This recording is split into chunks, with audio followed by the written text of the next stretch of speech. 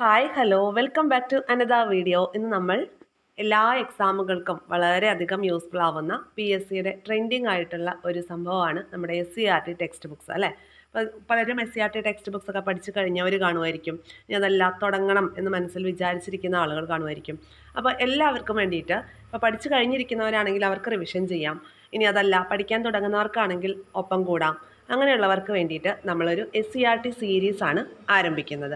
അപ്പോൾ SCERT series എന്ന് പറയുമ്പോൾ ഓരോ ക്ലാസ് എടുക്കുക, ഒരു ചാപ്റ്റർ എടുക്കുന്നു, അത് A to Z പഠിക്കുന്നു, അടുത്ത ചാപ്റ്റർ എടുക്കുന്നു, A to Z പഠിക്കുന്നു. അങ്ങനെയല്ല നമ്മൾ ഉദ്ദേശിക്കുന്നത്. ഫോർ എക്സാമ്പിൾ, ദ്രവബലങ്ങൾ എന്ന് പറയുന്ന ഒരു ടോപ്പിക്ക് നമുക്ക് സിലബസിൽ പഠിക്കാനുണ്ട് എന്ന് കരുതുക. ആ ഒരു ദ്രവബലങ്ങളുമായി ബന്ധപ്പെട്ട് ഏതൊക്കെ ക്ലാസ്സിൽ എന്തൊക്കെ കാര്യങ്ങളാണ് പഠിക്കേണ്ടത്, ക്ലാസ് 5 to 10 വരെയുള്ള കാര്യങ്ങളാണ് പറയുന്നത്. ആദ്യം നമ്മളൊരു ബേസിക് ആയിട്ടുള്ള ഒരു സ്റ്റെപ്പ് ഉണ്ടാക്കിയതിന് ശേഷമാണ് മുകളിലേക്ക് പോകേണ്ടത്. അപ്പോൾ ആദ്യം നമ്മൾ പഠിക്കേണ്ടത് 5 to 10 വരെയുള്ള കാര്യങ്ങളാണ്.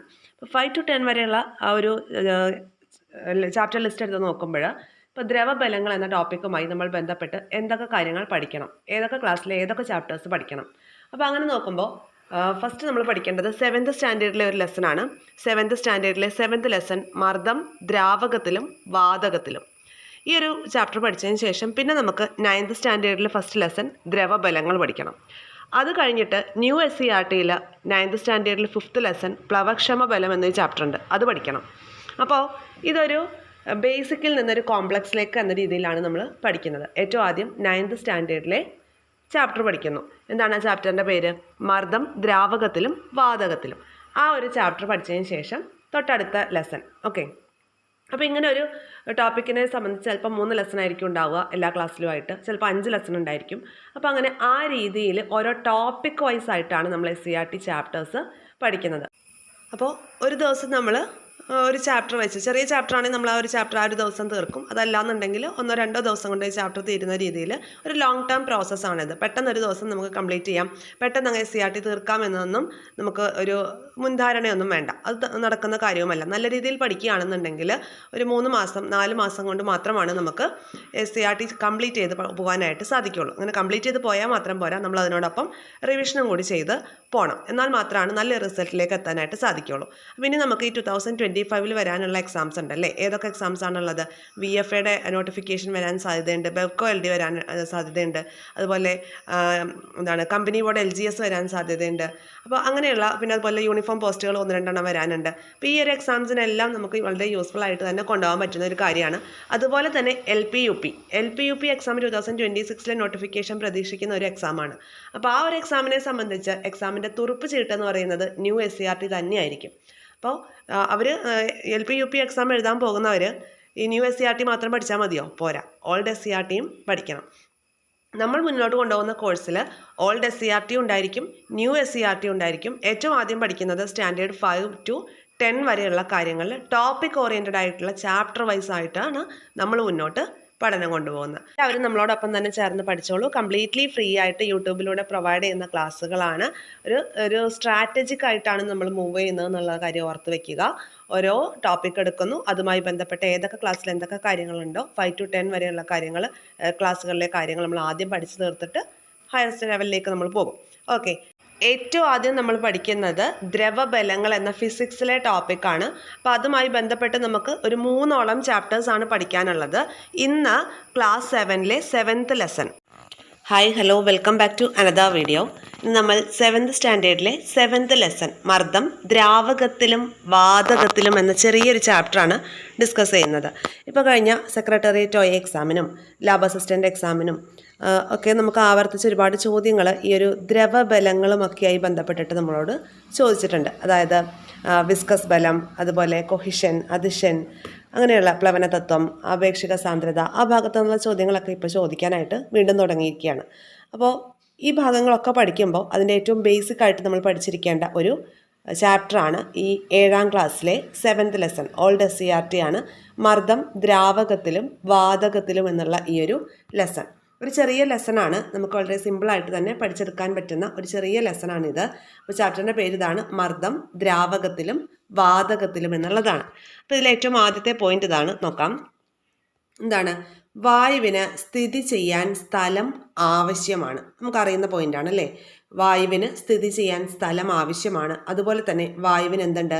ഭാരവും ഉണ്ട്. വായുവിന് ഭാരമുണ്ട്, വായുവിന് സ്ഥിതി ചെയ്യാൻ സ്ഥലം ആവശ്യവുമാണ്. അപ്പോൾ വളരെ ചുരുക്കം സമയം കൊണ്ടാണ് നമ്മൾ ഈ ഒരു ചാപ്റ്റർ കവർ ചെയ്യുന്നത്. അതുകൊണ്ട് തന്നെ വേണ്ടുന്ന ടോപ്പിക്സ് മാത്രമാണ് നമ്മൾ ഡിസ്കസ് ചെയ്ത് പോകുന്നത്. അപ്പോൾ ഈ ഒരു ചാപ്റ്ററിൽ അടുത്തൊരു ഇമ്പോർട്ടൻറ്റ് പോയിന്റ് വാതക മർദ്ദത്തെക്കുറിച്ചും അന്തരീക്ഷ മർദ്ദത്തെക്കുറിച്ചുമാണ്. എന്താണ് വാതകമർദ്ദം? യൂണിറ്റ് വിസ്തീർണമുള്ള പ്രതലത്തിൽ വാതകം പ്രയോഗിക്കുന്ന ബലത്തിനെയാണ് വാതക മർദ്ദം എന്ന് പറയുന്നത്. യൂണിറ്റ് വിസ്തീർണമുള്ള പ്രതലത്തിൽ വാതകം പ്രയോഗിക്കുന്ന ബലമാണ് വാതക മർദ്ദം. ഓക്കെ, ഇനി അടുത്തത് അന്തരീക്ഷ മർദ്ദം എന്താണ്? അന്തരീക്ഷ വായു യൂണിറ്റ് വിസ്തീർണത്തിൽ പ്രയോഗിക്കുന്ന ബലത്തിനെയാണ് അന്തരീക്ഷ മർദ്ദം എന്ന് പറയുന്നത്. അന്തരീക്ഷ വായു യൂണിറ്റ് വിസ്തീർണത്തിൽ പ്രയോഗിക്കുന്ന ബലത്തിനെയാണ് അന്തരീക്ഷ മർദ്ദം എന്ന് പറയുന്നത്. അപ്പോൾ ഇവിടെ 2 പോയിന്റ്സ് ആണ് നമ്മൾ പഠിച്ചത്. വാതകമർദ്ദവും പഠിച്ചു, അതുപോലെ തന്നെ അന്തരീക്ഷ മർദ്ദവും പഠിച്ചു. ക്ലിയർ ആയല്ലോ? ഇനി അടുത്തൊരു പോയിന്റ് എന്താണെന്ന് നമുക്ക് നോക്കാം. ബാരോമീറ്ററിനെ കുറിച്ചാണ്. ബാരോമീറ്റർ PSC ഒരുപാട് തവണ ചോദിച്ചിട്ടുള്ളതാണ്. ബാരോമീറ്ററിനെ കുറിച്ച് എന്താണ് ബാരോമീറ്ററിൻ്റെ യൂസ്? അന്തരീക്ഷ മർദ്ദം അളക്കാൻ വേണ്ടിയിട്ടാണ് അല്ലേ? അന്തരീക്ഷ മർദ്ദം അളക്കാൻ ഉപയോഗിക്കുന്ന ഉപകരണമാണ് ബാരോമീറ്റർ. ബാരോമീറ്റർ നിർമ്മിച്ച് അന്തരീക്ഷ മർദ്ദം ആദ്യമായി അളന്ന വ്യക്തിയാണ് ടോറിസെല്ലി. അതുപോലെ തന്നെ ഈ അന്തരീക്ഷ മർദ്ദം അളക്കുന്ന ബാരോമീറ്ററിൽ ഉപയോഗപ്പെടുത്തിയിരിക്കുന്നത് എന്താണ്? മെർക്കുറിയാണ്. മെർക്കുറി ഉപയോഗപ്പെടുത്തിയിട്ടാണ് നമ്മുടെ ടോറിസെല്ലി ഈ ഒരു ബാരോമീറ്റർ ഉണ്ടാക്കിയെടുത്തിട്ടുള്ളത്. ക്ലിയർ ആയല്ലോ ഇത്രയും പോയിന്റ്സ്? അപ്പോൾ ബാരോമീറ്ററിനെ കുറിച്ചാണ് നമ്മളിപ്പോൾ പറഞ്ഞത്. അന്തരീക്ഷ മർദ്ദം അളക്കാൻ ഉപയോഗിക്കുന്ന ഉപകരണമാണ് ബാരോമീറ്റർ. വിവിധ തരം ബാരോമീറ്ററുകളുണ്ട്. ആദ്യമായി ബാരോമീറ്റർ നിർമ്മിച്ച് അന്തരീക്ഷ മർദ്ദം അളന്നത് ടോറിസെല്ലി എന്ന ശാസ്ത്രജ്ഞനാണ്. ഓക്കെ, ഇദ്ദേഹത്തിന്റെ ഫുൾ നെയിം എന്താ? ഇവാഞ്ചലിസ്റ്റ ടോറിസെല്ലി ആണ് കേട്ടോ. Evangelista Torricelli. ഇനി നോക്കിയേ, ഇദ്ദേഹം മെർക്കുറിയാണ് ഇതിൽ ഉപയോഗപ്പെടുത്തിയിട്ടുള്ളത് എന്നുള്ളത് കൂടി ഓർത്തു വയ്ക്കുക. അടുത്തത് സൈഫണിനെ കുറിച്ചൊക്കെ പറയുന്നുണ്ട്. എന്താണ് സൈഫൺ? അന്തരീക്ഷ മർദ്ദം അടിസ്ഥാനമാക്കി പ്രവർത്തിക്കുന്ന ഒരു ഉപകരണമാണ് സൈഫൺ. അന്തരീക്ഷ മർദ്ദം അടിസ്ഥാനമാക്കിക്കൊണ്ട് പ്രവർത്തിക്കുന്ന ഒരു ഉപകരണം സൈഫൺ ആണ്. മറ്റുപകരണങ്ങൾ ഏതൊക്കെയാണെന്ന് നോക്കാം. Syringe, straw, dropper. അതുപോലെ നമ്മളിപ്പോൾ എന്തിനെ കുറിച്ച് കൂടി പറഞ്ഞു? നമ്മൾ സൈഫണിനെ കുറിച്ച് കൂടി പറഞ്ഞു. ഇപ്പോൾ 4 ഇൻസ്ട്രുമെന്റ്സ് പറഞ്ഞു. അന്തരീക്ഷ മർദ്ദം അടിസ്ഥാനമാക്കി പ്രവർത്തിക്കുന്ന 4 instruments: syringe, straw, dropper, siphon. Clear അല്ലേ? ഇനി അടുത്തൊരു പോയിന്റിലേക്ക് കടക്കാം നമുക്ക്. ഇവിടെ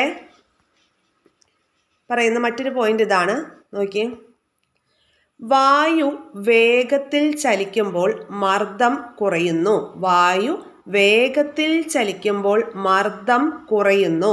ഇത് ഈ ഒരു തത്വം ആദ്യമായിട്ട് വിശദീകരിച്ചത് ബെർണോളി എന്ന ശാസ്ത്രജ്ഞനാണ്.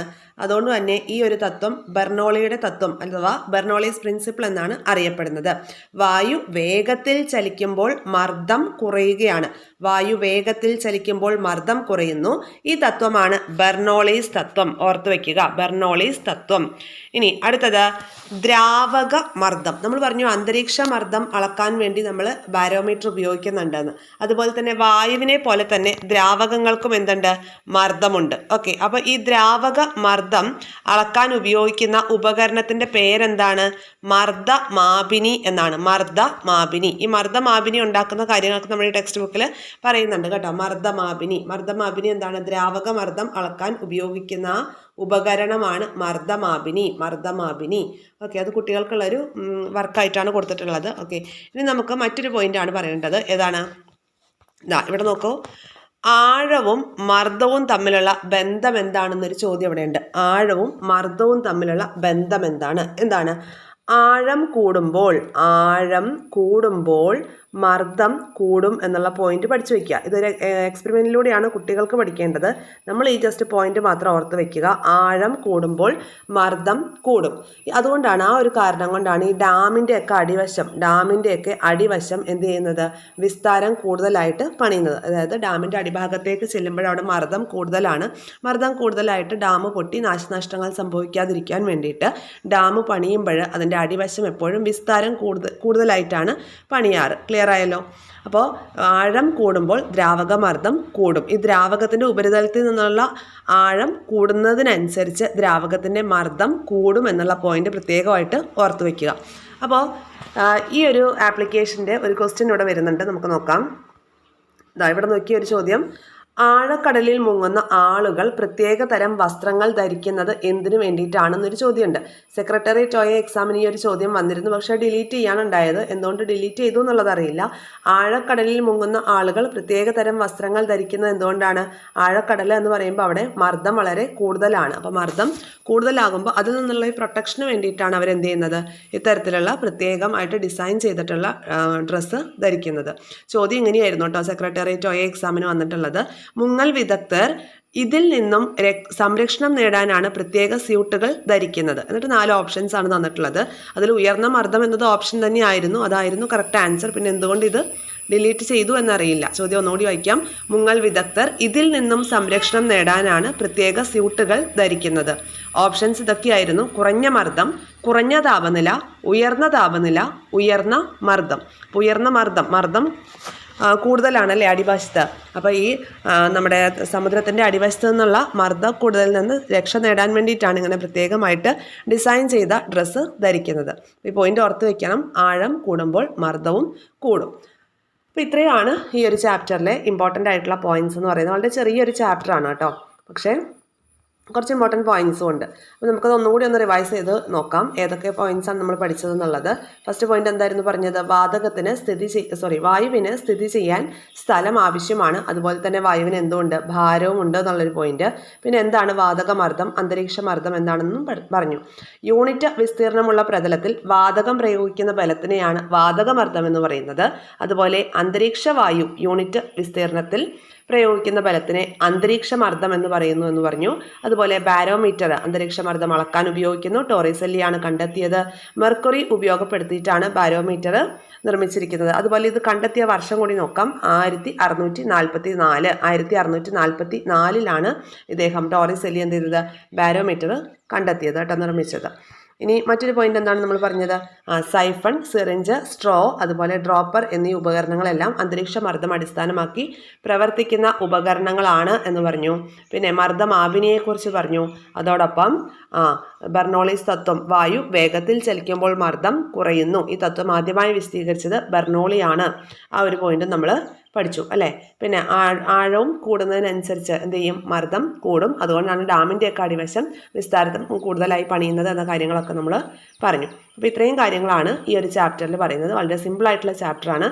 അപ്പോൾ ഈ ബേസിക് ആയിട്ടുള്ള കാര്യങ്ങൾ അറിയുകയാണെങ്കിൽ നമുക്ക് ഇനി അടുത്തൊരു ലെസൺ ഉണ്ട്, ദ്രവബലങ്ങൾ എന്നത്. 9th സ്റ്റാൻഡേർഡിലെ ഫസ്റ്റ് ലെസണാണ്. Old SCERT 9th standard first ലെസണിൽ കാര്യങ്ങൾ പഠിക്കാൻ ഇത് കൂടുതൽ യൂസ്ഫുൾ ആയിരിക്കും. VFAയുടെ എക്സാമിനാണെങ്കിലും അതുപോലെ തന്നെ ബെവ്കോ LD എക്സാമിനാണെങ്കിലും LPUPക്ക് ആണെങ്കിലും ഒക്കെ നമ്മളുടെ ഈ ഒരു സീരീസ് വളരെ യൂസ്ഫുൾ ആയിട്ട് നിങ്ങൾക്ക് ഉപയോഗപ്രദമാക്കാവുന്നതാണ്. ഏതൊരു കാര്യവും നമ്മൾ പഠിക്കുമ്പോൾ ഒരു ബേസിക്കിൽ നിന്ന് കോംപ്ലക്സിലേക്ക് പോകുന്നതാണ് എപ്പോഴും നല്ലത്. അതിപ്പോൾ റിവിഷൻ ചെയ്യുന്നവർക്കാണെങ്കിലും ശരി, ആദ്യമായിട്ട് PSC പഠിച്ചു തുടങ്ങുന്ന ഒരു വ്യക്തിക്കാണെങ്കിലും ഒരു ബേസിൽ നിന്ന് കോംപ്ലക്സിലേക്ക് പോകുന്ന രീതിയിലുള്ള പഠനമായിരിക്കും എപ്പോഴും നല്ലത്. അപ്പോൾ അതുകൊണ്ട് തന്നെ ഇത് നല്ല രീതിയിലൊരു സീരീസ് ആയിട്ട് മുന്നോട്ട് കൊണ്ടുപോകാനാണ് ആഗ്രഹിക്കുന്നത്. ചാനൽ സബ്സ്ക്രൈബ് ചെയ്ത് കാണാത്തവർ നമ്മുടെ ചാനൽ സബ്സ്ക്രൈബ് ചെയ്ത് സപ്പോർട്ട് ചെയ്യുക. അതുപോലെ ബെൽ ഐക്കൺ കൂടി എനേബിൾ ചെയ്ത് വെക്കുക. നിങ്ങളുടെ ഫ്രണ്ട്സ് സർക്കിളിലേക്ക് കൂടി നമ്മുടെ ചാനൽ ഒന്ന് ഷെയർ ചെയ്തെത്തിക്കുക. നിങ്ങളുടെ ലൈക്സും കമൻസും എല്ലാം പ്രതീക്ഷിക്കുന്നു. Thank you all. Have A nice day.